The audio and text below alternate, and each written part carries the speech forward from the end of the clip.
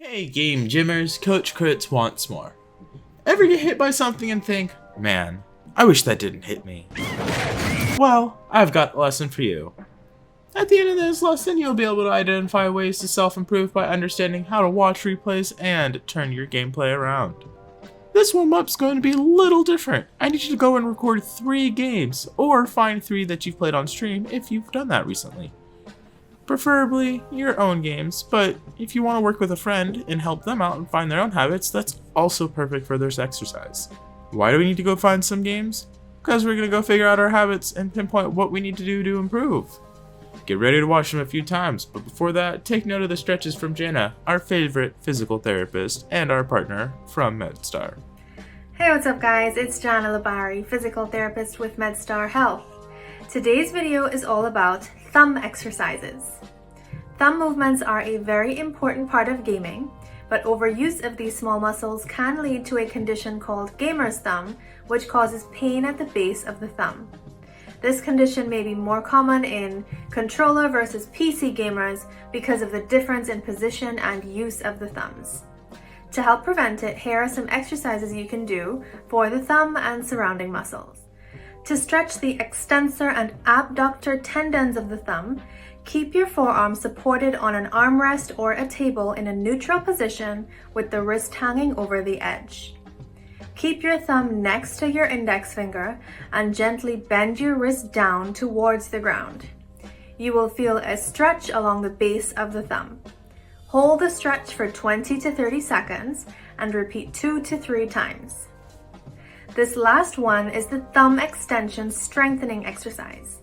Take a rubber band, or you can also use a piece of hand putty and wrap it in a loop around your hand.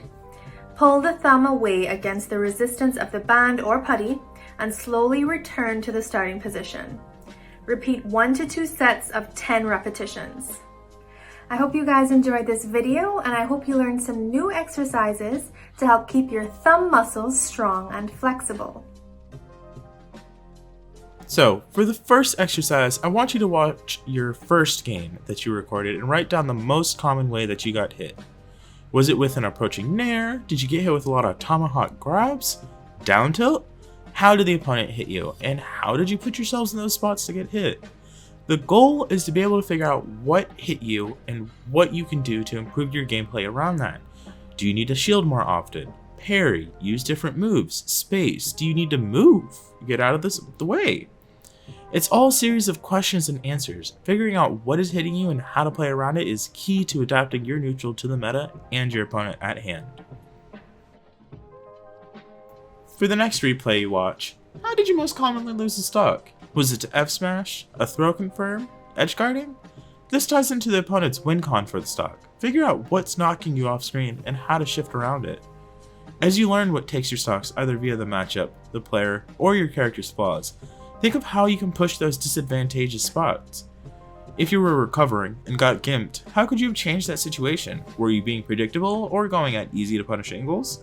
If you were on stage, did you throw out a risky move at high percent? Or did the opponent read a defensive option of yours? Was it the third roll in a row? I've been there. If you can figure out your own habits and mix up your movement around what your opponent wants to take your stock with, you'll live to much higher than wanted percents. Often, when you see a top player live to 150% or so, it's because the other player just can't quite get that strong hit in and has to opt for smaller ones. This third exercise is going to be a bit more positive. Let's think about what you did well. Since focusing only on negatives can be pretty poor for both your mentality and your game plan, which of your strengths did you pull off versus your opponent? What did you hit them with? Did you get a nice combo? Did you have a good advantage state? Was your neutral clean? If something works, why fix it, as they say? And that's sort of what we're looking for here. Finding what works and how to keep doing it, and honestly, how to push that even more. Now, take some time to play some games and keep in mind what you've learned from these couple replays. Try to focus on one aspect at a time.